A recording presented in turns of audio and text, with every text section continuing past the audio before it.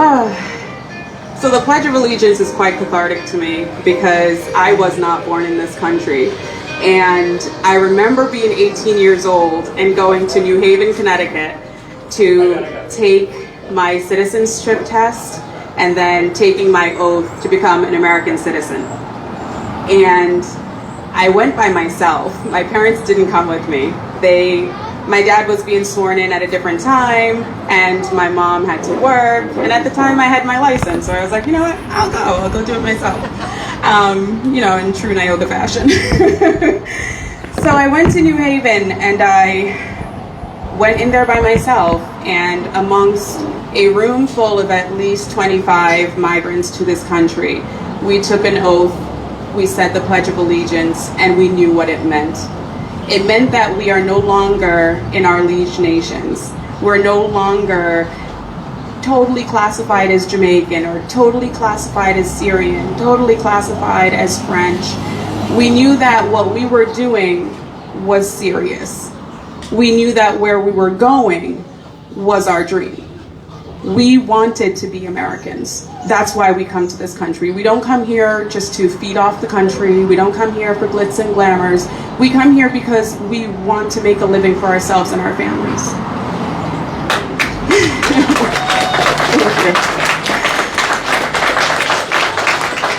So fast forward, 10 more years, 11 more years, and I got into the swing of things. I worked in healthcare all my life after leaving high school. I've always been involved in healthcare, and that was my passion. I always wanted to be a nurse.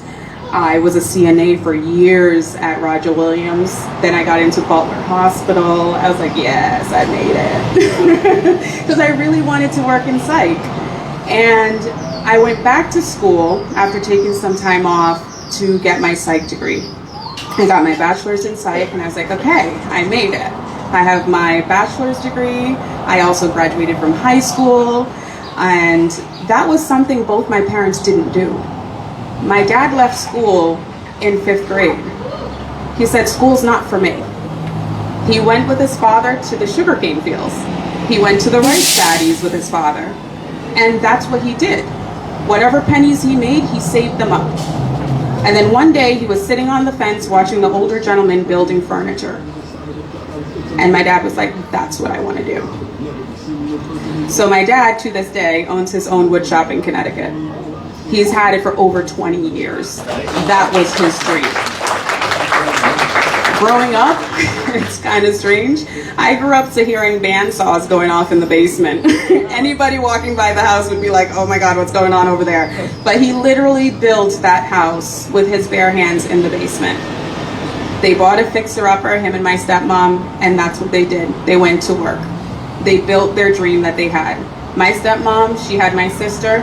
She was back and forth from Jamaica to Connecticut, back and forth, and that's how their relationship was. That was before texting, that was before internet, that was when you had the little, the pay phone down the street that you had to use coins in. That was when they were together.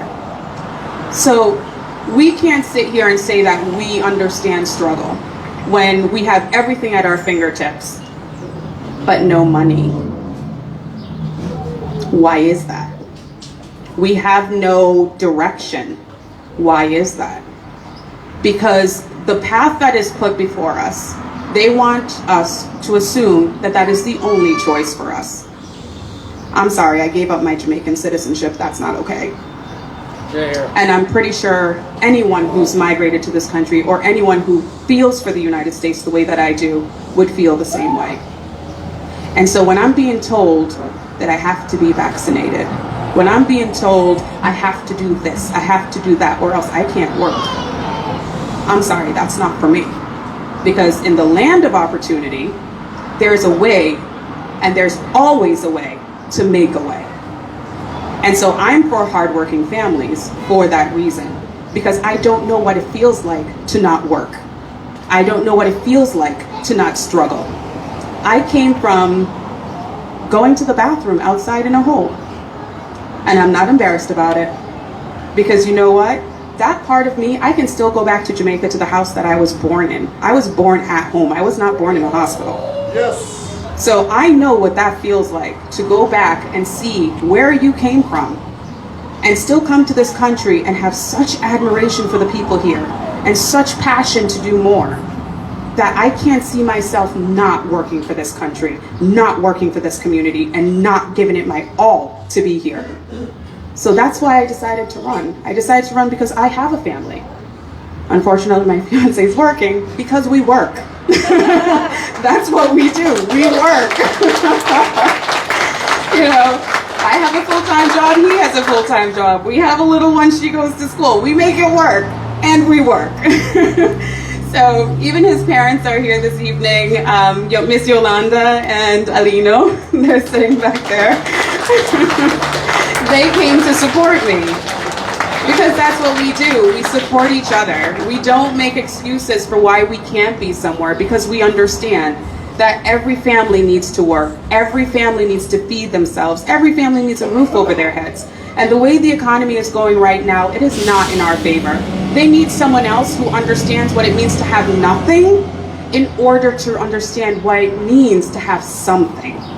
You can't have someone making $100,000 come down to this level and say, oh no, I understand you.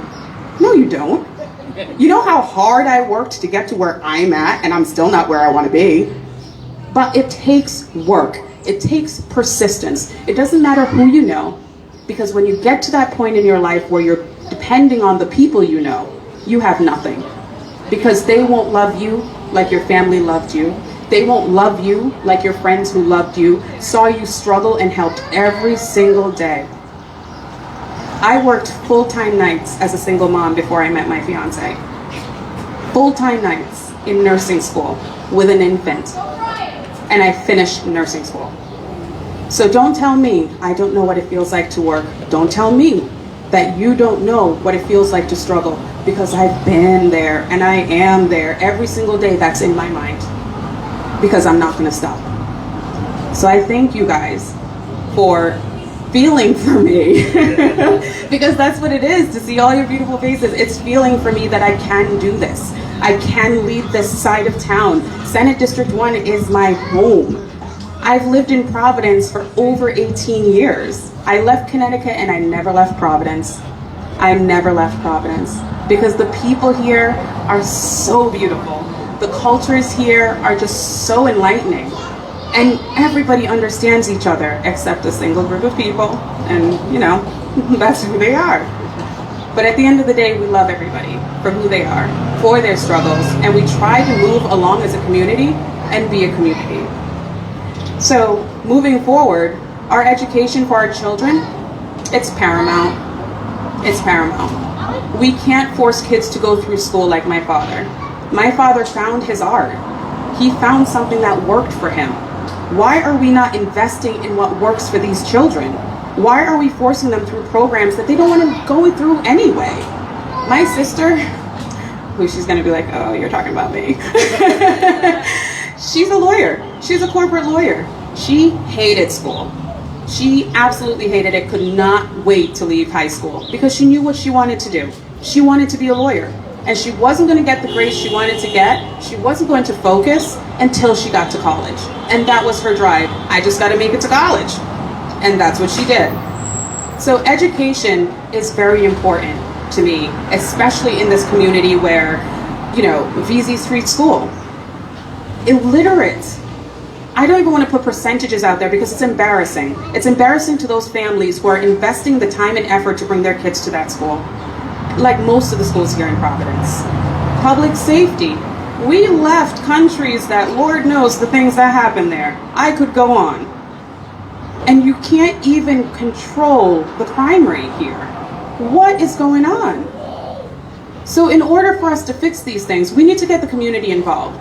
You need to get people like myself and Ivan and, you know, Stacy and Emmanuel. We need to get together with the police department and be like, hey, listen, hi, there's a cultural factor that goes into this. There's a people factor. There's an economic factor that goes into this. And sit at the table with them and talk to them about what's happening in the community. It's not just law and order where you come and arrest somebody. There's a reason for it.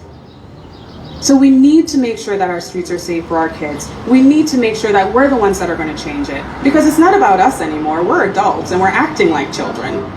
We're adults. We need to be able to sit down and do what we need to do. And healthcare, my passion. Healthcare is not what it used to be. And if you want to think about, socialized medicine, think about Jamaica when I was growing up. There was not a pharmacy in the hospital. You could die of pneumonia if you had no one to come to the hospital with you, to go down the street to the pharmacy, to go get the medication, to bring back to the hospital, to give to the doctor, to give it to you. Is that the life we want? Because that's where we're going. They just closed Charles Gate. Charles Gate's right there. They just closed a nursing home. Instead of saying to the staff, what can we do to help? What is going on? Why is this happening to the patients here? No, they don't want to hear that. Close it. What happens to your family? What if you have no space for your family? What if you can't fit the tools, the bed, the machines that are necessary to help your family member?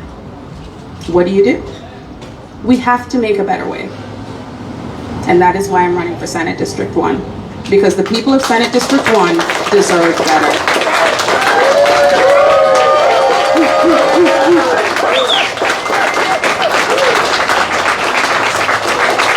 So thank you everyone for coming and supporting me through this journey. And I hope to see you all on the campaign trail. I hope to see you all, just living your wonderful lives with your families and enjoying every single moment of it, because we're at a tipping point right now, especially in Providence. We're at a tipping point, and I know every town, every town in every state is feeling what we're feeling, but we just gotta push ahead. We gotta change something, and we gotta be better. We gotta be number one for something.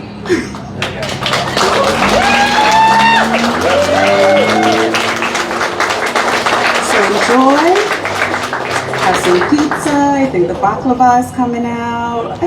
Enjoy your socializing, and thank you so much. I really appreciate every single one of you. Thank you.